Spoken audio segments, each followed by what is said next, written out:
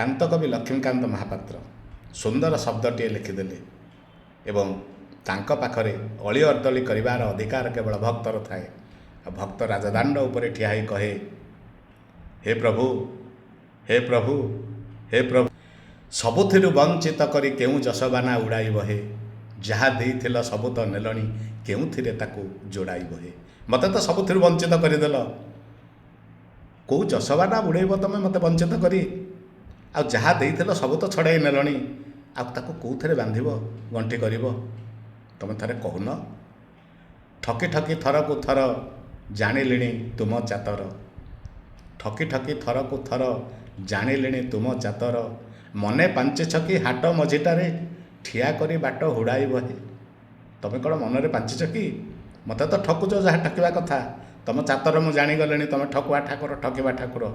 ଏବଂ ତମେ ମନରେ ପାଞ୍ଚିଛ କି ହାଟ ମଝିଟାରେ ଠିଆ କରି ମୋତେ ବାଟ ହୁଡ଼େଇବ ବୋଲି?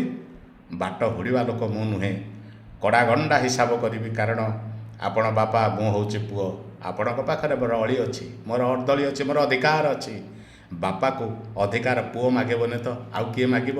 ତେଣୁ ହେ ଠାକୁର, ତମେ ମୋତେ ସବୁଥିରୁ ବଞ୍ଚିତ କରିଛ ସତ, କିନ୍ତୁ ମୁଁ ତମ ଭକ୍ତ ହେବାରୁ ବଞ୍ଚିତ ହେବି ନାହିଁ। ଜୟ ଜୟ ଜଗନ୍ନାଥ, ଜୟ ଜୟ ଜଗନ୍ନାଥ, ଜୟ ଜୟ ଜଗନ୍ନାଥ।